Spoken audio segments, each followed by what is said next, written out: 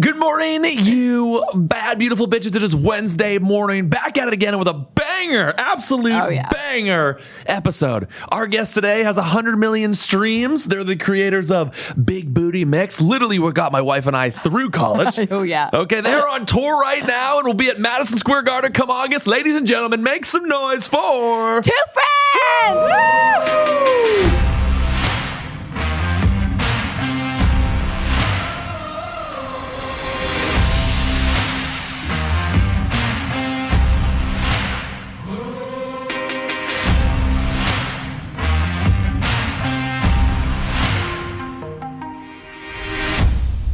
So Matt and I both, we went to middle school and high school together in LA. So we met when we were 12, 13.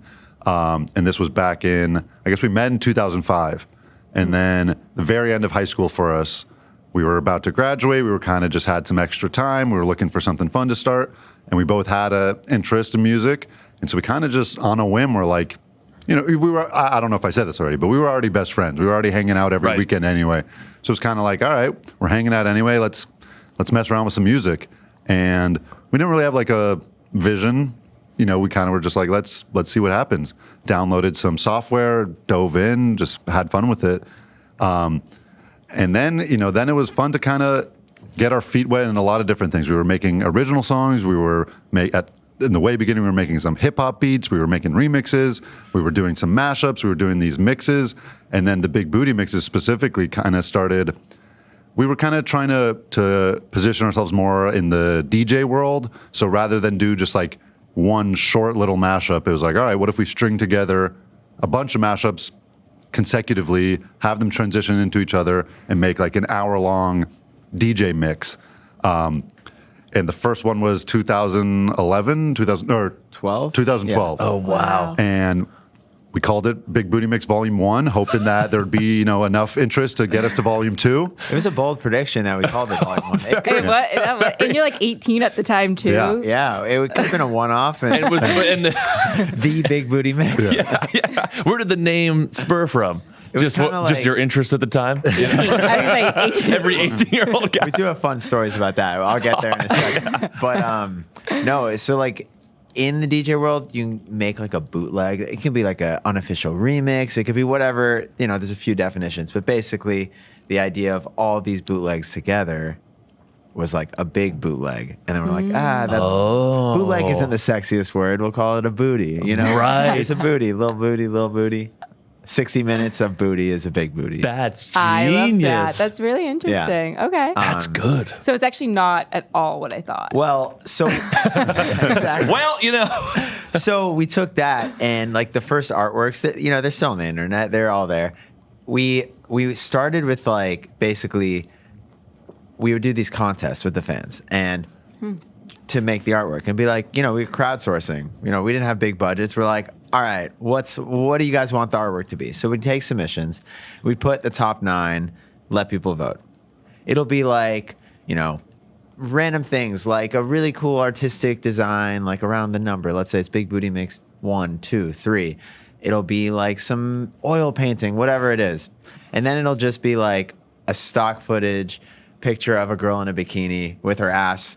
And that one would just win every time. Classic. It would, but like you said, this was crowdsourced. This was democratic. Just so the jury knows. We did not push this on anyone. Men of the people. This This is what the people chose. Okay. That's so funny. So I think Big Booty, like 1 through, I'm going to make this up, Like maybe 6 or like 7. 6, 7 were that. Then our mom started being like, you know, people were starting to listen to this and we're like, what is this artwork? Like, why are you guys doing this? And we're like, well, people really like it. It's not us. It's voting, whatever. Yeah. And then we transitioned. All right, it needs to still be in the ethos of Big Booty. So we started using like empty bikinis, whatever that means. It's like bikinis on like a fence. You know what I mean? So we kept that for a few Big Booty mixes. I remember that, like the clothesline. Yep, clothesline. I do. That's so good. And then eventually, I think maybe by like 9 or 10, we took away the fans' voice. You know? Because you guys are done. We knew what we were getting. We were like tired of it. Yeah. So then we started doing booties in like interesting ways. Like the volume 13 artwork is like a bell pepper with a booty. The yellow one. Yep. And Sorry. then 12 is like memory. the yellow one. 12 is like these like Greek statues with booties. We started getting like a little more creative, and then it started we finally got away from where it started, and people were still happy with it. Right. Yeah. Right. That's incredible. When you're that age, like volume 1, 2, and 3, what were the parents thinking of? And I guess two-parter. Did you know it was going to be a career path at the time, or was it kind of like we're best buds, let's make some beats? I mean, we were trying. Yeah, it was a little both. It was we definitely weren't banking on it that it was gonna work, but that was definitely the goal. And I think the first half of college, we both graduated. We did all 4 years. The first couple years was like, let's see what's happening. Right. The back half was a little more of like, all right, let's set ourselves up that even if it's not going to work out in for 10 years, let's set ourselves up that when we graduate, we're going to give this a shot for at least a little bit. And so that's what we did. When we graduated, it was day one. We were back in the studio, never got like That's a amazing. normal job. Right. And that was a fun and challenging, but definitely good time. The first year and a half after college, because we were making no money. Right. We were both still living at home, and it was kind of like, all right, this is our job. We gotta see what can happen. But we were able to for the first 4 years, we were juggling school. So it'd be like, school takes up most of your day. You have a couple hours each day to focus on music. Now it's like, all right, it's 8 a.m. We have no responsibility besides. So we were doing as much in one day as we had been doing in a week.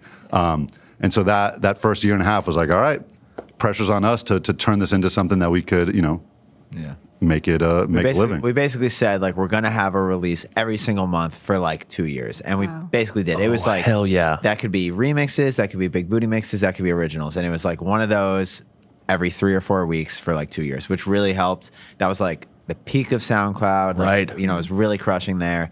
But I think the only year we got summer internships in college was like freshman to sophomore year, and then after that, we just basically did treat it full time. So it was almost like practice rounds, practice summers. Right, like, all right, this is what it'd be like. So it wasn't like jumping into the ocean without knowing how to swim. Right. We were doing it beforehand. But yeah, those first internships, like, I was the worst for sure. I literally had my laptop, like I was answering phones at like Atlantic Records. I would just have my laptop out, ready to like produce in any moment I could, and then I was just like answer shit. I was the worst. Absolutely the worst. And then I had another internship at a music management company that they like managed a lot of the American Idol people. Oh wow. And I don't know like why they wanted me, because they just gave me no responsibilities, no nothing. So I basically sat at this like conference table. I would ask every morning like, hey, like how can I help? Like what would you like me to do? I'll sit in meetings, whatever. And he'd just be like, yeah, I don't know, like blah blah blah, dude, just hang out, whatever. And then so I just make music, and Eli would find the same situation at his internship. So we realized what we wanted. Right. So that's important to know what you want. Totally. And when did you know like, okay, this is gonna be the career path now? Like, was it?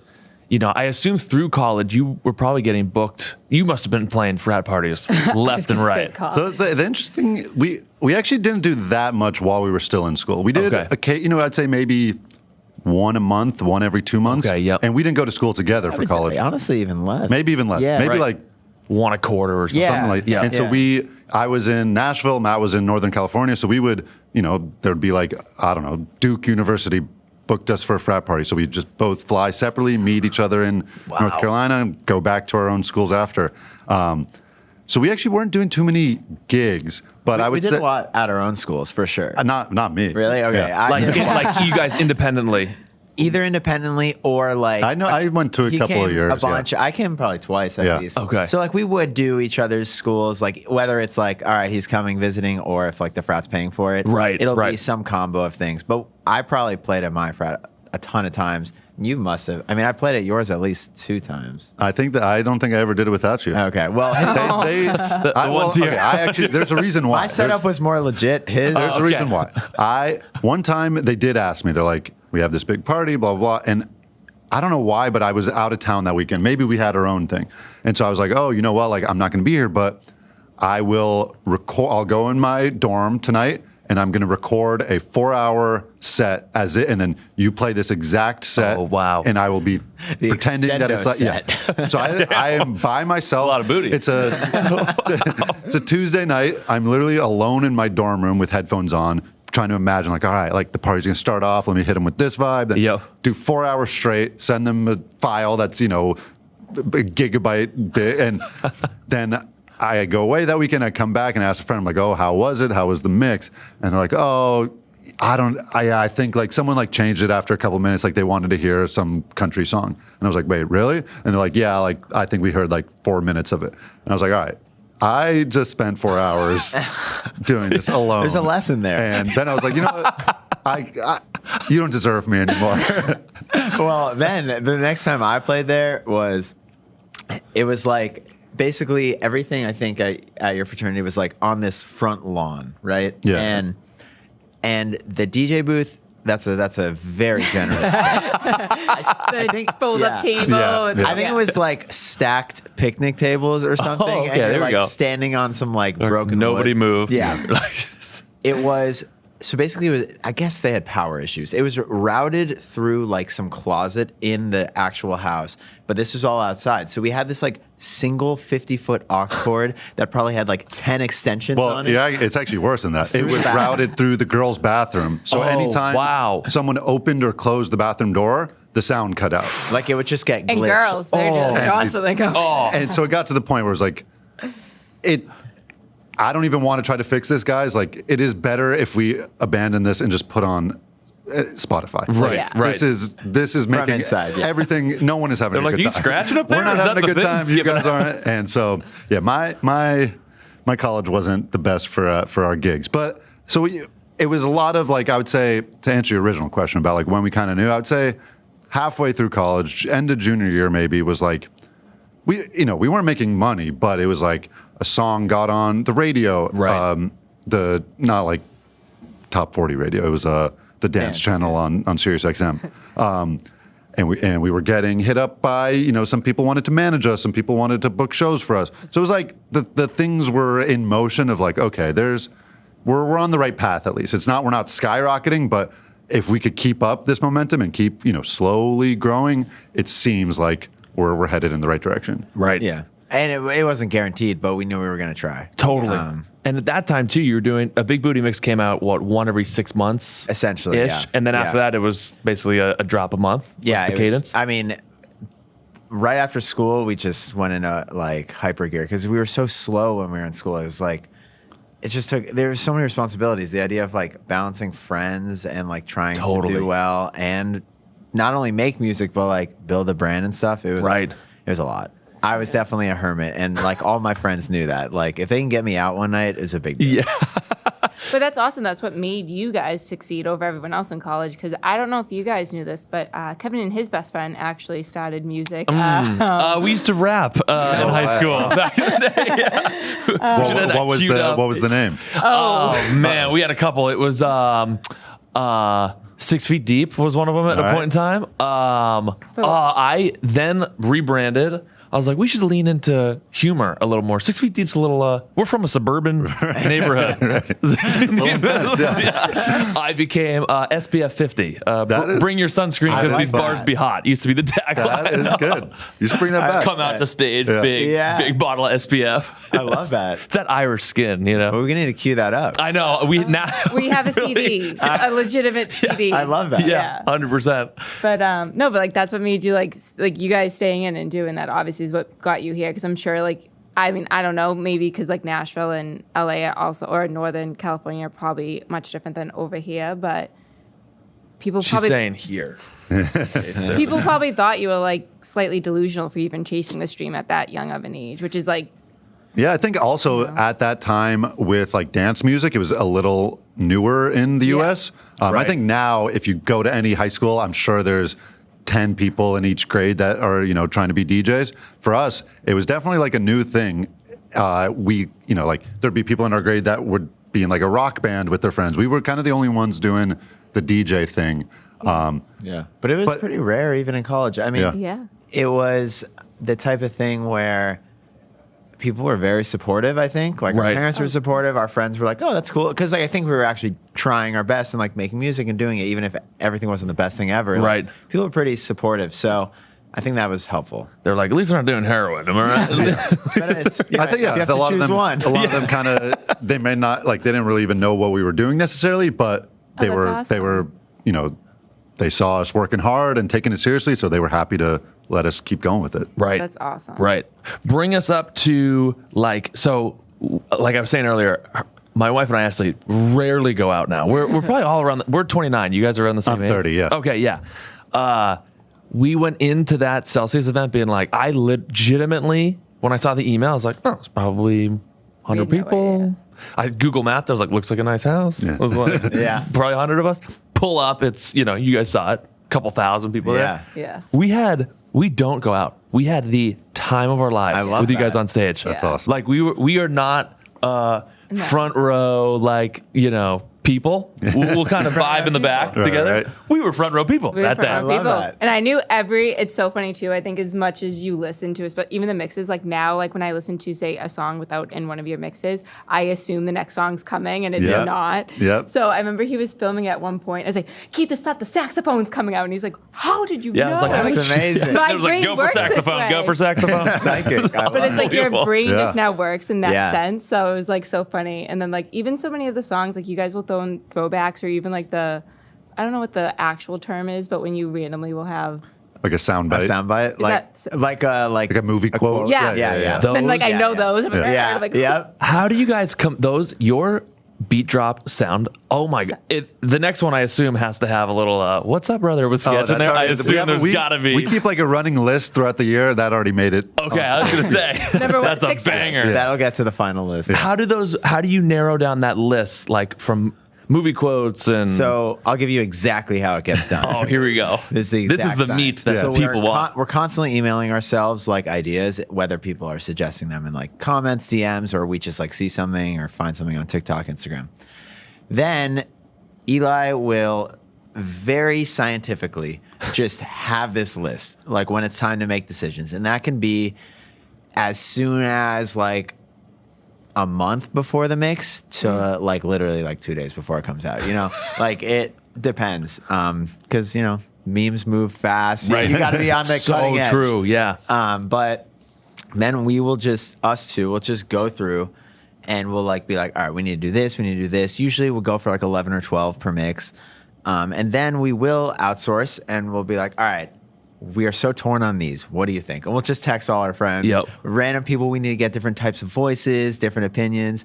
And then we just have to make our decisions. Sometimes the only thing that will musically decide is sometimes we just, you know, those longer quotes are really tough. You got to like chop them up and you only have like maximum really what you'd have is like 4 beats. Bum, bum, bum, bum. You got to fit a lot of them, you know? So we got to get strategic. But that's how it gets done. Oh, hell yeah. I'm excited for the What's Up Brother one's going to be what a banger. I will say you said 2 days before and I was going to ask you like timeline because there's times where you'll throw in a song that I'm like, I swear that came out yesterday. Like how is it? So that's all. Yeah, you move fast. We try to like, there's definitely a lot of times where we will have a draft of the mix and then a song goes so viral and you know you kind of can just predict that it's going to be like the song of the summer. So 2 days before you're like, all right, we got to make a quick substitution. And like luckily the whole mix is already like kind of edited and locked in the structure. So it is actually at that point it's not too hard to just make a quick substitution. Yeah. But that's always the hard part too. Is like right now, so we have Big Booty Mix 25 is premiering in New York at Madison Square Garden on August 24th. So we're 3 months out. We've been working on 3 months? 3.5.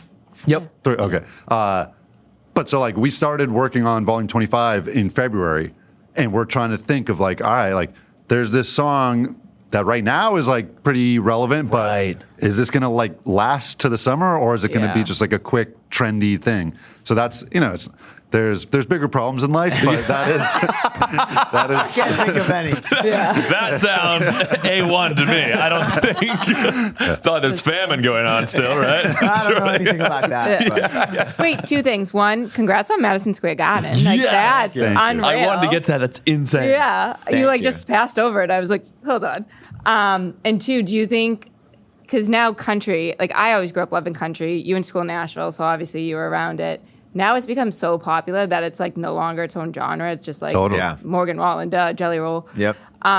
Is that like coming in a lot more now too? I mean, in our personal country journey, like a lot of my really close friends in college were obsessed, and I was such a hater. Mm-hmm.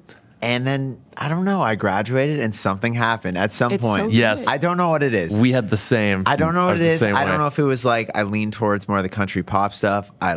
As I dove more into songwriting, certain things I really liked. Whatever it is, I found a few country songs I really liked. So now I like country. Yeah. And I would say Big Booty Mixes found the same path. Like, Yeah. I doubt there's any from like 10 and below. Like, do you think There's maybe like one. Right. like the biggest country song of all time? But then now there's like at least like 3 songs Yeah. per. Yeah.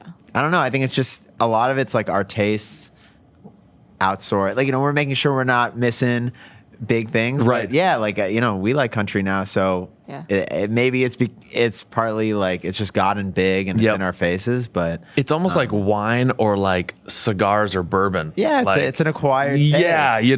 I was with you. I was like strictly Lil Wayne, and then I'd be like, "We're gonna put on some country." Like, it's perfect. Let me take a nap while we're in this Yeah. car. And then now I'm like Wayne and Kane. Yeah. I'm like, this has got to have them both on the same Kane. list. Yeah. Wayne Kane, Yeah. Wayne Kane. Like it's, Yeah. I think we're all maturing. Look at us, slowly. I can't describe why.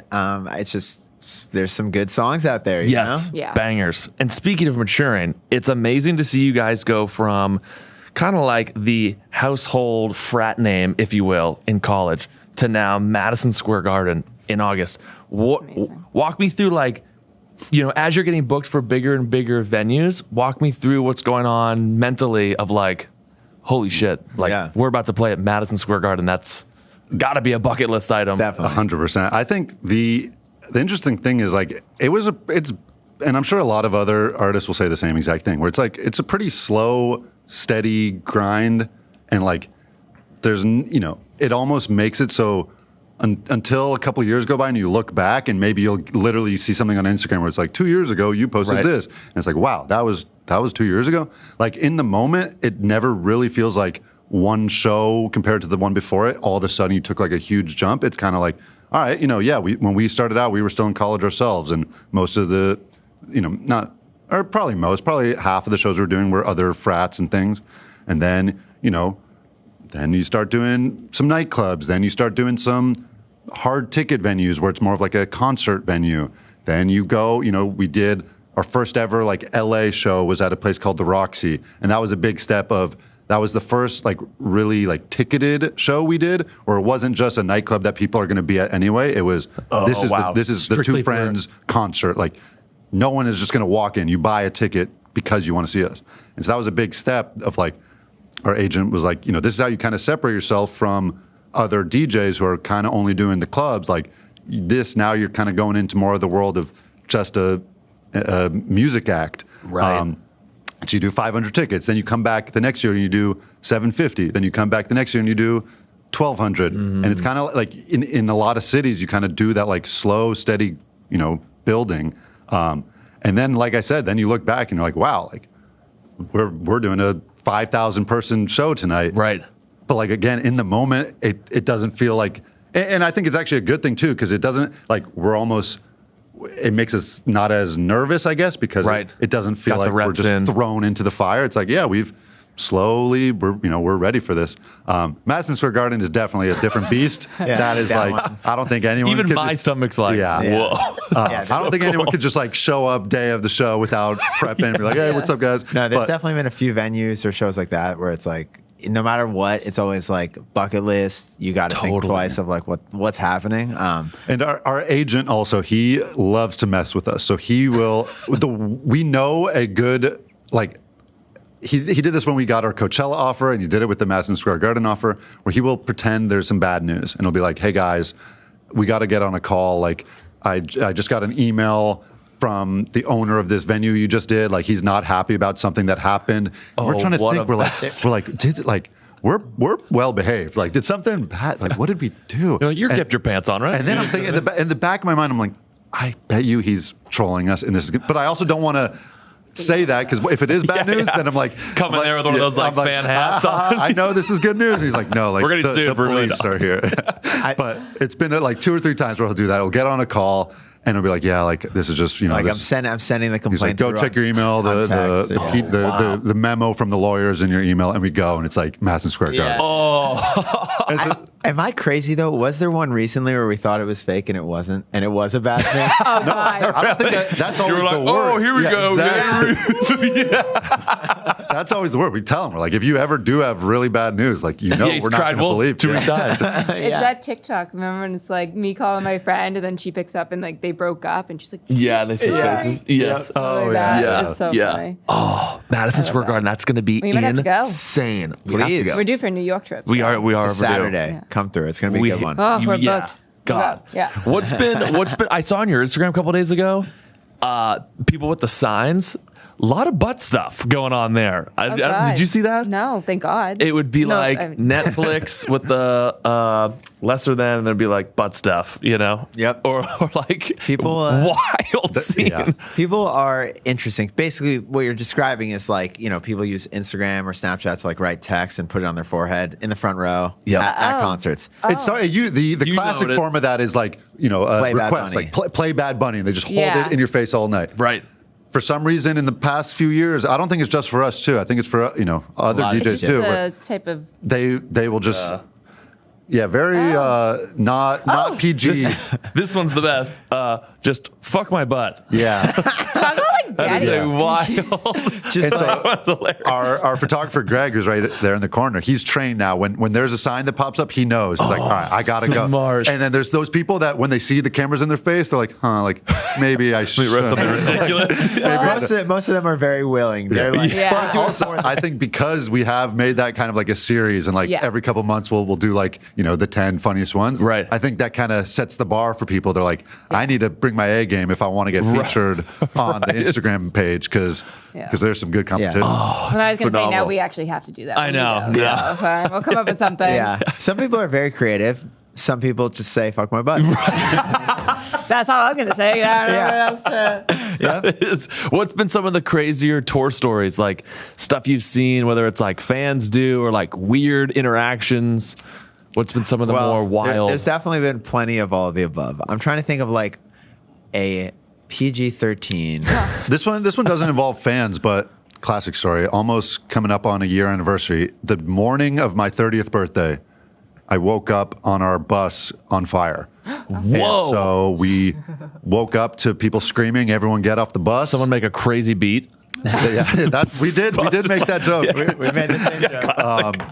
But that was like that felt like a metaphor from God of like, welcome to your 30s. I think you need more context. I know. Why are you on fire? Really, Phyllis? The bus is going from DC to Ohio. Yeah, Cincinnati. Okay, Cincinnati or something like that. And we had our last show in DC. I actually stay back in DC. I say, you know what? Our show's in 3 days. I'm going to fly. I'm going to enjoy DC for a little. So I sleep in. Matt is comfy. And go to the museums all day. At brunch. Next thing I know. Iced coffee. I'm at brunch. I'm in bed. I don't even know. I just start like seeing in our tour chat, like it exploding of just like chaos. I have no context. I don't know what's happening. But basically I just see pictures of like our tour manager shirtless, like outside on a highway, and then like Greg, like just like in boxers, like and I don't know what's happening. And then I start reading through, and I'm like, okay, something went bad. I don't know. Now, cue your story. Well, the story was all of us were asleep. It was like, I don't know, 6 a.m., 7 a.m. Everyone's asleep in their bunks while you sleep while the bus is moving. Right. And so all of a sudden there's just screams of get off the bus, it's on fire. And like you think you're dreaming. You're like what is happening? Like, are we in buds right now? And then you have SEAL training. your first reaction is like, okay, like, so no one grabs anything. Literally, everyone's barefoot and shirtless, and we're just on the side of the highway as our bus goes up in smoke.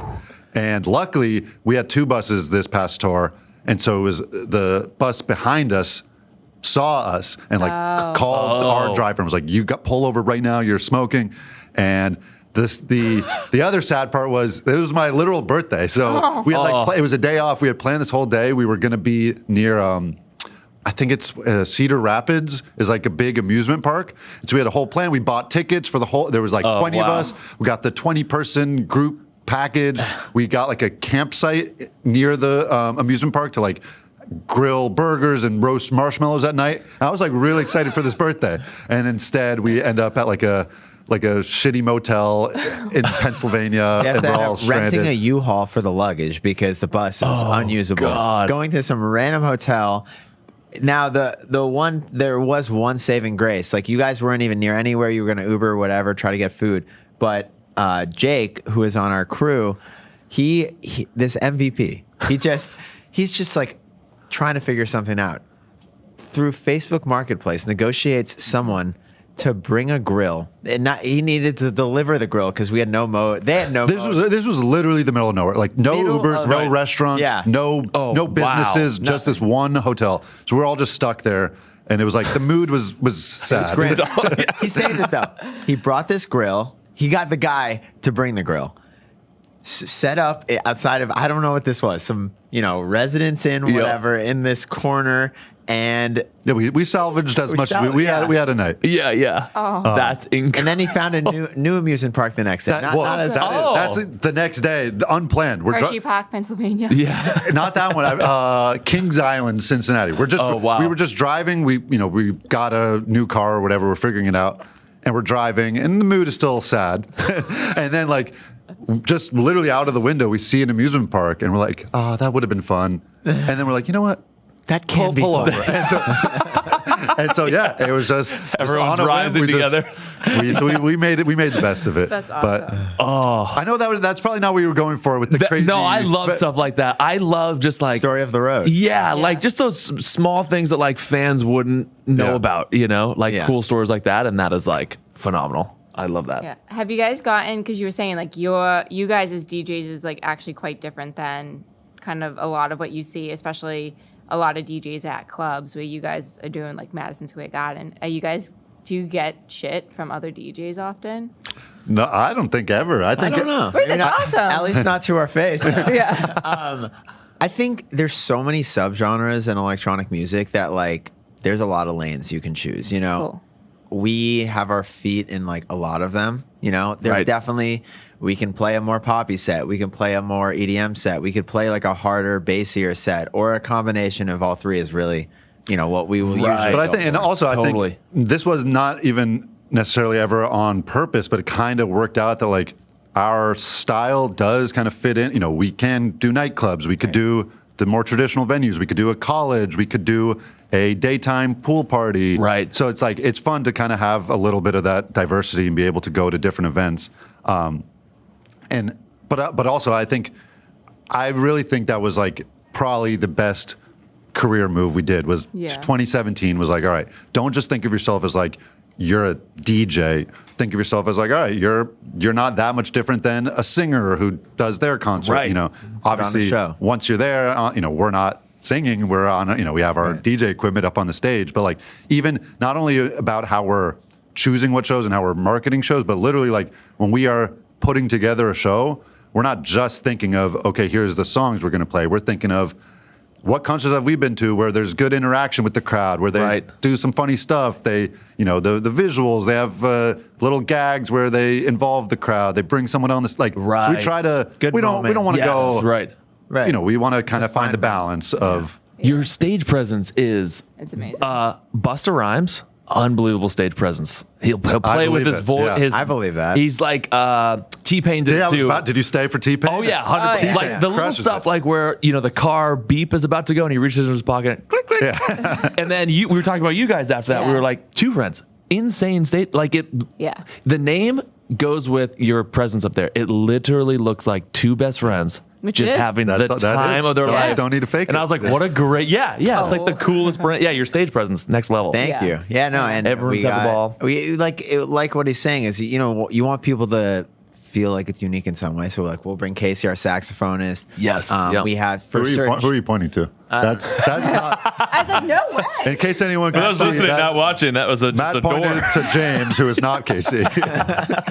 Great guy. Yeah, great guy. Casey is asleep in a hotel room somewhere. There we go. But he'll be there tonight. He's with you the whole tour, right? He does every show with us. Pretty much every show with us. Were you expecting that, Pat, to blow up? Like, did you know that was just like no? That started. That actually. So we did a remix.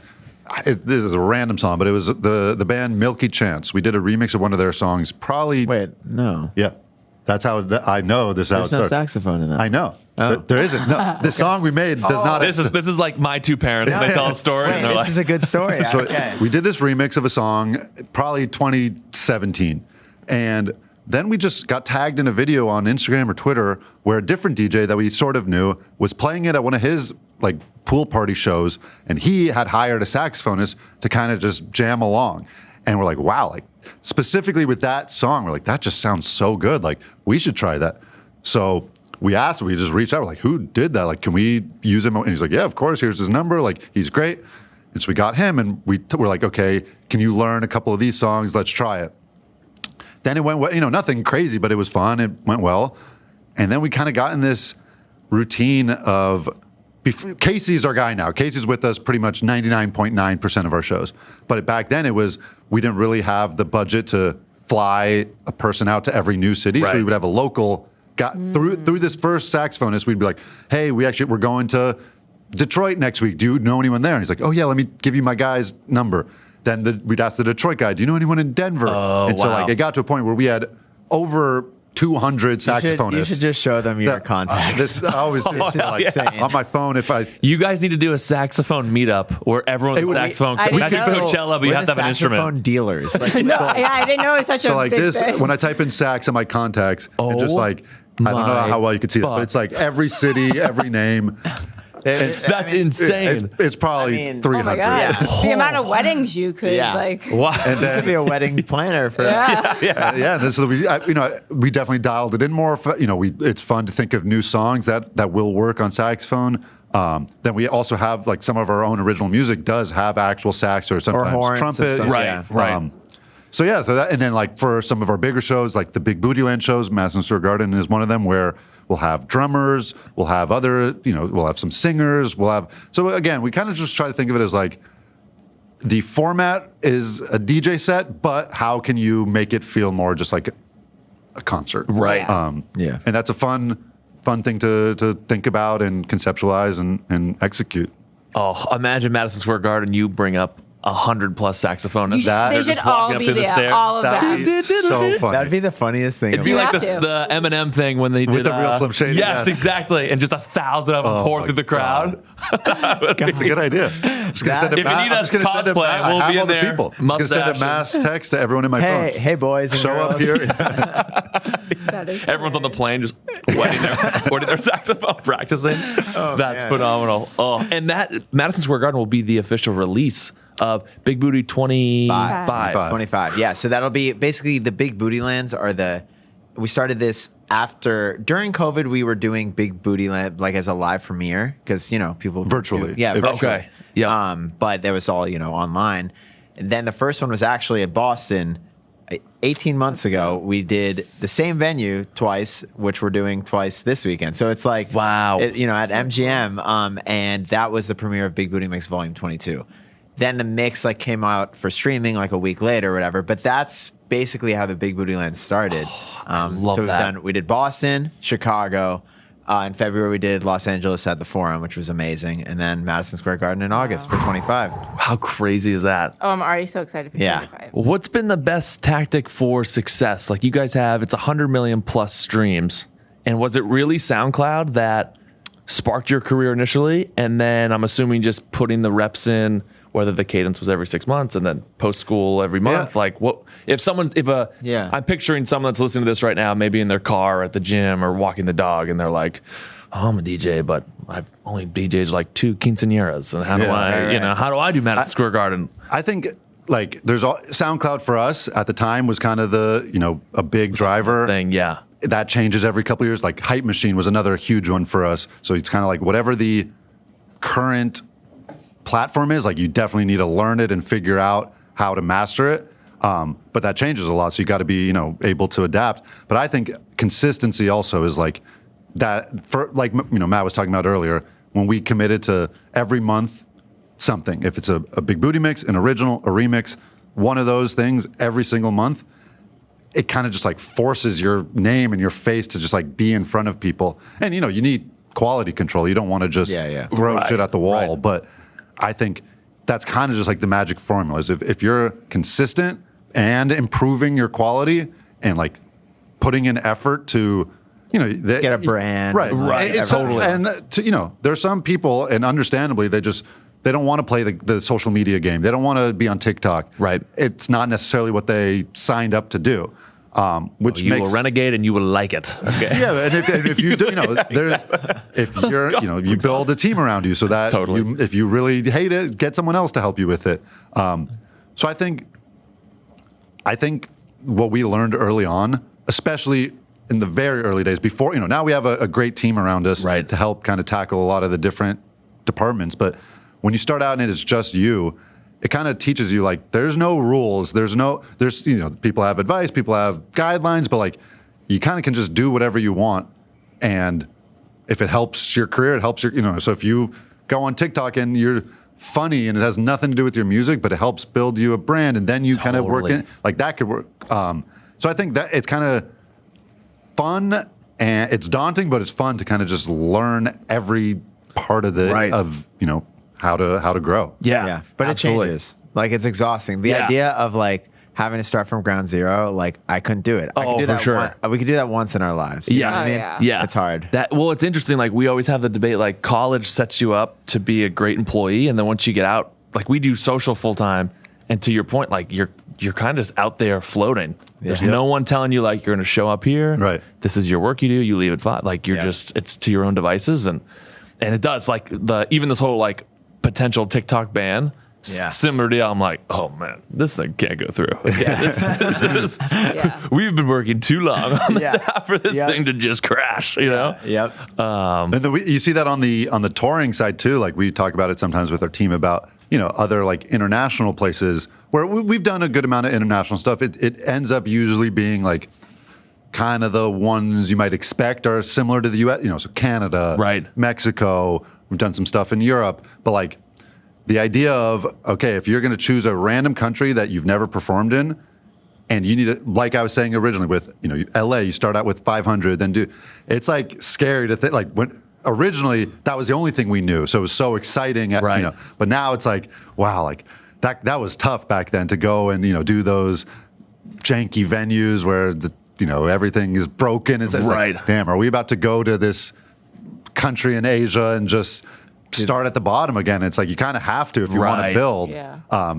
But it's definitely, it reminds you of like that was a grind, and we almost like you got to start over. Thing is, so like great point. It's just a different grind now. Like even if you add to your team and stuff, like for some reason I'm always in the thought space that like, okay, you can take things off your plate, but like naturally things will fill up your plate. Oh my God. It doesn't matter what, it's just like what you're doing. Right. Whatever's going to take the time is going to take the time, but the time will be taken. Do you find that the more, we were just having this conversation, the more you delegate, so like kind of similar to us, like we build a team, you get your project manager, your agent, and I was like, oh, we're going to have so much free time to do whatever. And then all of a sudden your plate is full again. You're like, wait a minute, how do I... Yeah. Who do we need to bring on so we just can kind of like hold the wall back here? Like, it's an interesting balancing act, between it all. I have not figured it out. Yeah. Well, I think also, I think naturally it's like, I'm sure you guys are like this too, where it's just hard to be okay with like not doing much. Totally. So like, I don't think if we had the best team in the world handling every single thing, and all we had to do was during the weekdays, we sit on the couch, and then on the weekends we show up and do our shows. Like it just wouldn't, we wouldn't want to sit on the couch. We'd totally. be like, So I think I think that goes. Two friends come out, both 300 pounds. Yeah, exactly. Open a bag of raffles. Yep. So I think that, it's always just kind of figuring out what our priorities are, trying to, things that we don't necessarily need to be involved in, trying to find the right team to help, manage those things. But at the end of the day, like we're going to stay busy. Yeah, 100%. Bring us up to present day. Tour's kicking off in May, which is phenomenal. What's the first leg of the tour look like? Where are some of the stops? So this tour is a little different than like the bus story and stuff. We've kind of done traditional like bus tours, and I think we're going to do that next year. Yep. This year we're kind of doing a bunch of big shows like tonight, tomorrow. Right. We have this whole week is absolute stacked anarchy. We have 2 Bostons. We're doing a festival in DC, then Red Rocks next week. So it's kind of like a lot of these fly dates, but like big shows. We have a bunch of huge festivals this summer. Bonnaroo's. Yeah, Bonnaroo's going to be a bunch of the breakaway ones, a bunch of just a ton of stuff. Basically gone every Madison weekend. Square Garden. Yeah. Red Rock's going to be insane. We're excited. Have you guys played there before? We played there twice. Once we opened, and then on our tour last year, we headlined it, and it was insane. Is it tough not to cry while playing there? Because it's just something about it, That place is intimidating also. Like it's a large venue, but it's also the way it's set up is like they are on a slope. So when you're at the bottom on stage, you're just looking up at a wall of 10,000 people. Right. And it's like we've done shows with, similar number of people, but when they're like on top of you, it was a little like it took me a second when we were up there to be like, whoa. Like, I remember the first time we opened there, it's just like you kind of walk out, and we're opening, so it wasn't like the headliner setup. It was kind of like, more of not a folding table, but one step up. And we kind of just walk out and we're like, oh my God, like what is going on? You just like look around. You can't see faces, but it reminds me of like, I don't know, if you ever played like Roller Coaster Tycoon, it's just a sea of bodies, and you're just like, I am going to try my best and let's see what happens. I'm confused how people drunkenly don't stumble down. Right? Those steps are so steep. I'm sure some people do. So, yeah. There are some infamous people there that like work out and stuff. Oh, yeah. And there's this one dude, absolutely jacked. But he's like famous for like running backwards like at 1,000,000 miles an hour. Oh, wow. Down the stairs. Last year, during our prep day, he was doing it and he fell. And it looked horrible. It looked horrible. It was also embarrassing because he was trying to show you don't need to be going backwards. Yeah. Right. And he was relax, sir. I mean, he got destroyed. Like he had to be like bleeding, scraped up, everything. And it wasn't just us and our team. It was like Red Rocks is open until like 2 p.m. every day. So it's just the visitors. It was an interesting move. Oh, yeah, that's brutal. Humbling. Very humbling. Probably never does it again after that. God. I'll let you know. Yeah, please. I want to end with just what piece of advice would you I pin us in kind of and probably you guys as well, like, if you have your own brand and image and you do it full time, you're basically in the entrepreneurial space, whether it's music or, for us, just renegading the day away. What would be the best piece of advice to those listening who are kind of hesitant to take that leap and bet on themselves? Like it's not my line by any means, but I've always believed in, fear is a mile long and an inch deep. And like when I went from full-time corporate life to full-time social, I was like, this is so scary. But then you take the leap and you're like, oh, the water's only 3 inches here. This is not scary whatsoever. What would be the best piece of advice for those to kind of bet on themselves, and take the leap? I think one thing we've said a lot, and there's a million pieces of advice you give, and everything's different. It's always changing. So like nothing is, black and white, but I think have fun in what you're doing. Yes. Because the grind is going to be there no matter what. And at some point you will run out of willpower. Right. So you need to be fueled by having fun and enjoying what you're doing. So you need to shape your grind to make it enjoyable. If it's always not, you just will burn out. But it won't always be fun. So you got to totally reward yourself. Little dichotomy in there. I like that. You got to be very specific of how you plan your days and right. I like that a lot. And then you kind of mentioned this at the end there, but we talk about baby steps too, little victories. Right. It's very rare, especially in music, that there's huge overnight sensations. It happens, a couple people per year you or hear whatever. About them, but totally. Yeah. But I think your expectations need to be that as long as you're growing a little, that you're on the right track. Right. It's okay if you don't get your first song ever is not going to go viral. It's just not. Totally. And so I think sometimes people get discouraged too quickly, but it's like, okay, you can get discouraged if your numbers are going down and people are unfollowing you and everyone says you suck, maybe you should get discouraged. But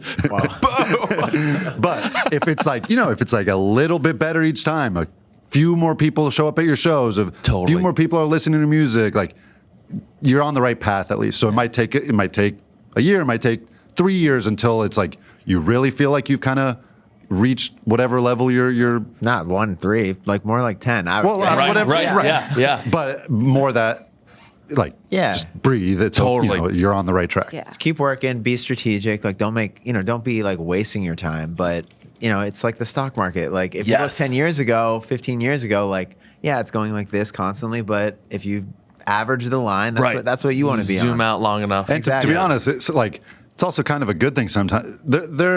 There's sometimes people that do kind of get that overnight success, and it's hard to like follow up.